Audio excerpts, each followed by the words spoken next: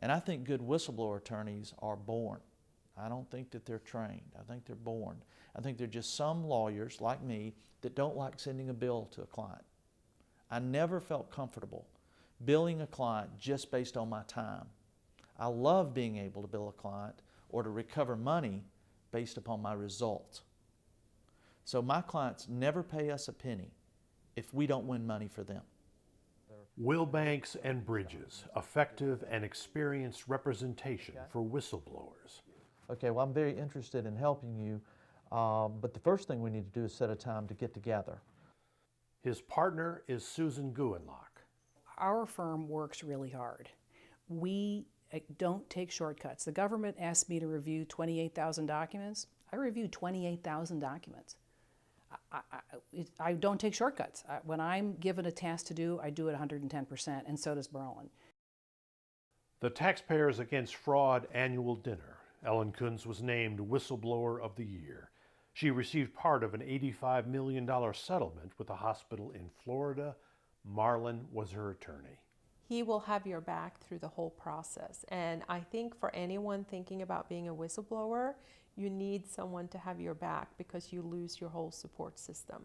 And that's what he did for me. He had my back and held my hand through the whole process that I could not have done on my own. I didn't always tell her what she wanted to hear, and I didn't always say things are going to be easy. All I could do was guarantee that once the truth came out, that I had enough faith in the system that patients would be safer and that money would be returned that was defrauded from the government. So part of having somebody's back is having the freedom to be honest. Another client, Chris Gobble, who received part of a $300 million settlement with a pharmaceutical company. He is just extremely knowledgeable, and I can't imagine any other attorney in the United States that I would want to go with.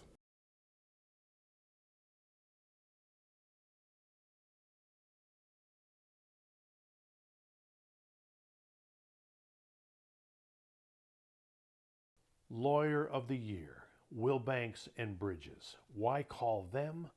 First, because this firm is personally invested in every case they take. You know, the fact that it's a small firm, I think helps because when you have two attorneys you're dealing with, they both know the case inside and out. You don't have to go through an associate, to leave your questions. You can call their cell phones at any time, 24/7. Most of our discussions happen when I'm coming home in the evening and we're just about to sit down to dinner and the phone rings and Diane looks at me, my wife, or one of the kids, and they're like, "Ellen?"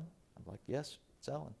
And we never resented it, and they never resented it because she needed to talk to somebody. So you have to be available to talk.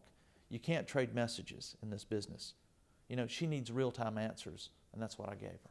We don't have any associates. We have one paralegal. If we take your case, we work it. I am on the other end of the phone. If you pick up the phone and call me, I answer the phone. If you call Marlon, he answers his phone. That means that you're not thrown off on an associate or somebody who's learning it. You are sitting down with people who have done this for many, many years. Small, personal, experienced, successful. And one more thing. We are relentless. We never give up. We don't take shortcuts. We file cases and intend to win them. And we do what it takes to win them. Absolutely. As a matter of fact, preparing a case and filing a case is only one small part of a lawsuit. Multiple stages throughout the whole process, there were multiple attempts to file motions to dismiss. And Marlon would just be in there just tearing it apart. Well, we've recovered a couple of $1 billion now for the taxpayers.